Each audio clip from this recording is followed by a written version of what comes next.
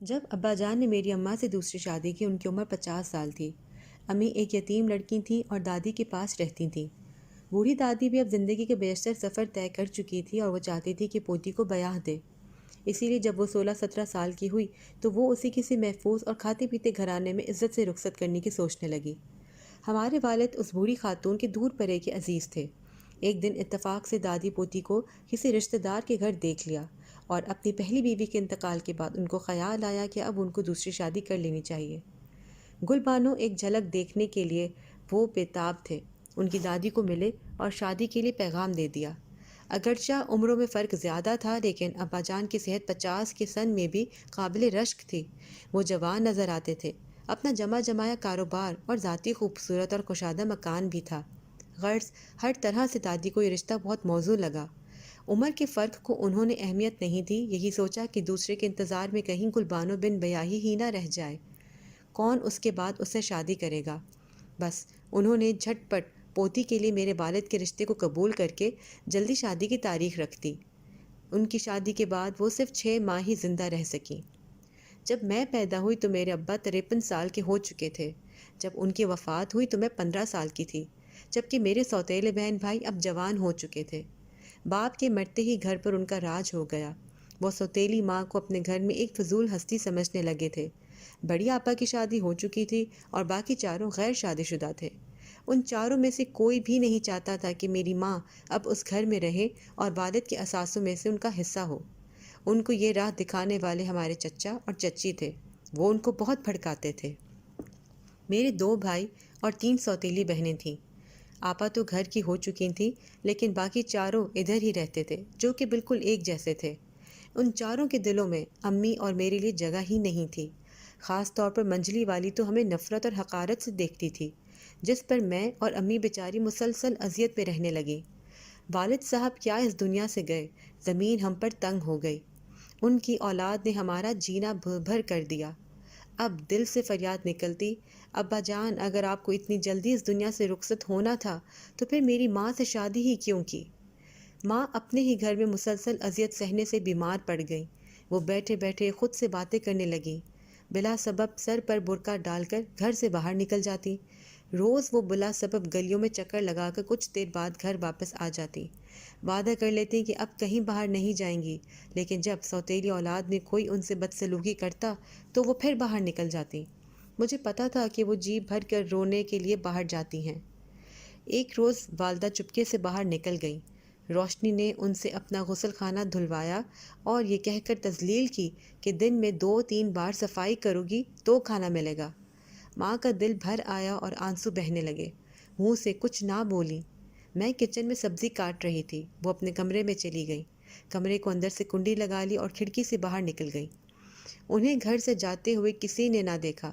جب میں سبزی کاٹ چکی تب مجھے امی کا خیال آیا۔ ان کو دیکھنے کے لیے کچن سے نکلی، وہ سارے گھر میں نظر نہ آئیں تو کمرے کی طرف گئی۔ کمرے کا دروازہ بند ملا، میرا ماتھا ٹھنکا۔ بہنوں کے ڈر سے میں نے زور سے دستک نہ دی۔ برآمدے میں آ گئی تو ان کے کمرے کی کھڑکی ادھر کو تھی۔ سامنے گیٹ تھا، کھڑکی کے پٹ کھلے ہوئے تھے۔ میرا دل دہک سے رہ گیا۔ کھڑکی سے کمرے میں جھانکا تو امی وہاں موجود نہیں تھی۔ سمجھ گئی کہ وہ گھر سے نکل گئی ہیں۔ میرے ہاتھ لرزنے لگے۔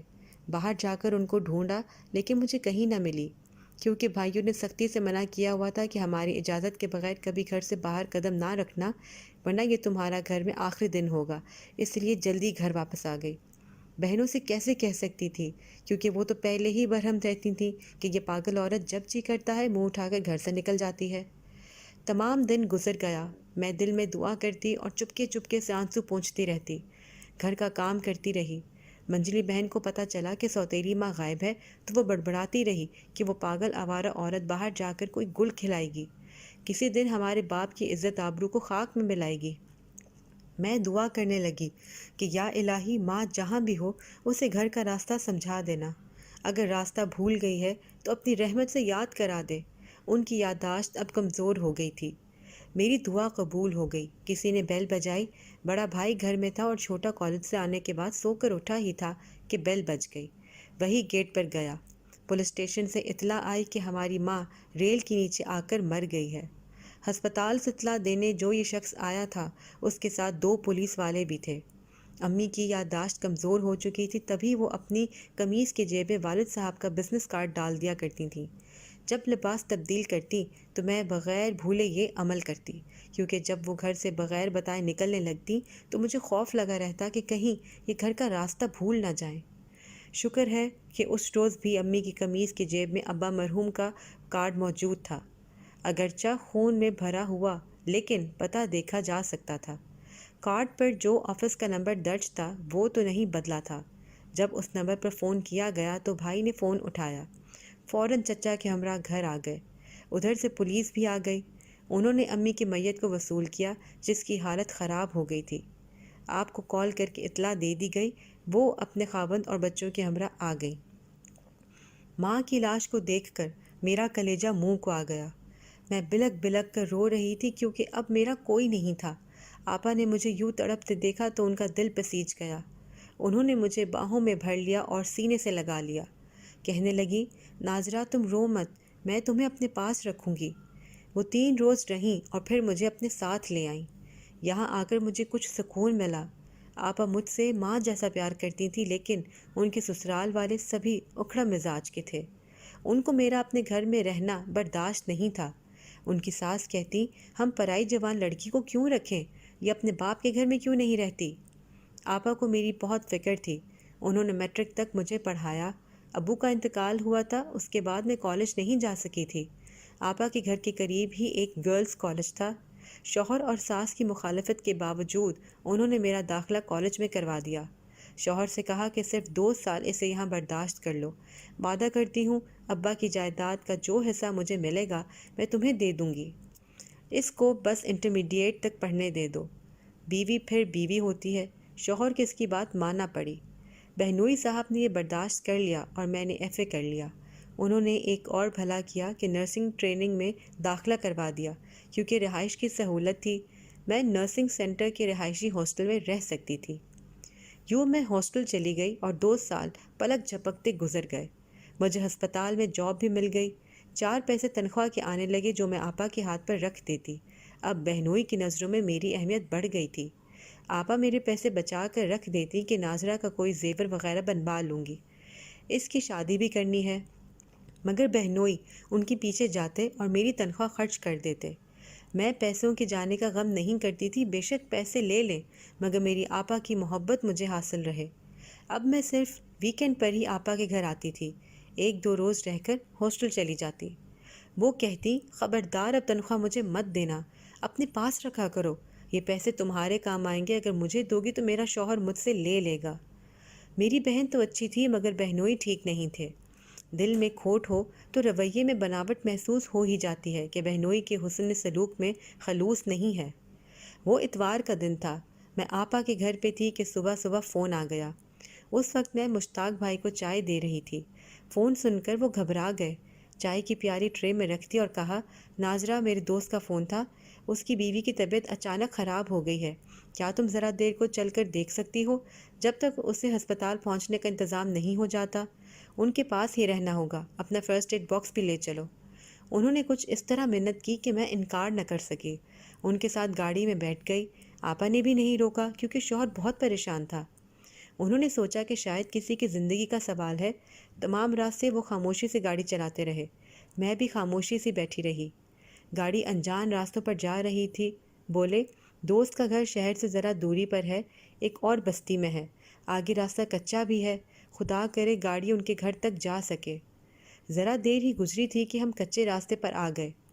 گاڑی کبھی صحیح چلتی اور کبھی ڈگمگانے لگتی۔ میرا دل زور زور سے دھڑک رہا تھا کیونکہ اب ہم گھنے جنگل میں آ گئے تھے۔ انہوں نے گاڑی روک لی اور کہنے لگے، یہاں سے گاڑی چلانا مشکل ہے اور انجن بھی گرم ہو گیا ہے، بہتر ہے کہ ہم تھوڑی دیر رک جائیں۔ تبھی ان کے فون کی گھنٹی بجی۔ ہیلو ہیلو، لیکن ادھر سے آواز صاف نہیں آ رہی تھی۔ یہ کہتے رہے، ابھی تک تم نہیں پہنچے، میں مقررہ جگہ پر آ گیا ہوں، جلدی پہنچو۔ پھر فون بند کر دیا۔ کہنے لگے، یہاں سگنل نہیں ہے، اس نے اسی جگہ آنے کا کہا تھا، آگے ہم پیدل اس کے گھر جائیں گے۔ اس کی گاڑی کا مسئلہ ہوا تو ہم اس کو اپنی گاڑی پہ ہسپتال لے جائیں گے، ورنہ ڈرپ اور ضروری انجیکشن تو لائی ہونا۔ میں نے لرزتی ہوئی آواز میں کہا جی لائی ہوں، لیکن اب میں دہشت زدہ ہو گئی تھی۔ سچ کہوں تو اپنی بہنوئی سے خوف آنے لگا تھا، بس نہیں چل رہا تھا کہ یہاں سے بھاگ جاؤں۔ انتظار کرتے وقت کافی دیر ہو گئی، مجھے شک ہوا کہ کہیں یہ ان کی کوئی چال نہ ہو۔ میں نے کہا مشتاق بھائی واپس چلیے، اتنی دیر میں تو ایمرجنسی نہیں ہوگی، یہاں کوئی آتا دکھائی نہیں دیتا۔ میں نے بے بس ہو کر ان کی طرف دیکھا تو ان کی آنکھوں میں مجھے وہ ارادہ بجلی کی کوندوں کی طرح لپکتا ہوا نظر آیا جسے دیکھ کر میں کانپ گئی۔ اف، یہ اجاڑ بیابان اور آگے جنگل، یہاں تو کوئی کسی کی مدد کو نہیں پہنچ سکتا تھا۔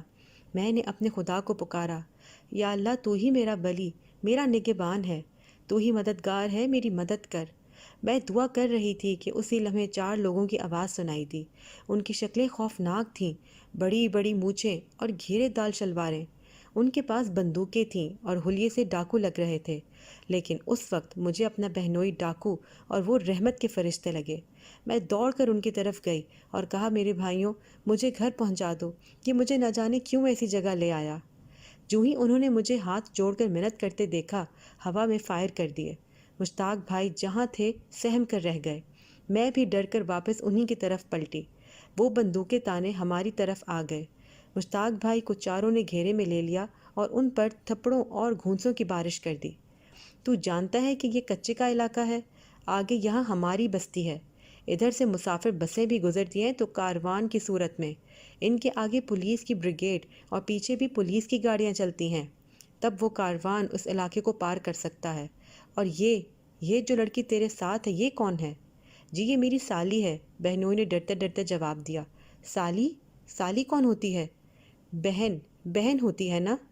تو کس لیے اس خطرناک علاقے میں اپنی بہن کو لایا ہے؟ بغیرت، ہم بسوں کو لوٹتے ہیں، مردوں کی تلاشی لیتے ہیں، مگر مسافر عورتوں کو ہاتھ نہیں لگاتے۔ عورتوں کو حکم دیتے ہیں کہ اپنی چوڑیاں اور زیور خود اتار کر نیچے رکھ دے، ہم وہ اٹھا لیتے ہیں لیکن عورتیں نہیں اٹھاتے۔ اور تو بغیرت اس ویرانے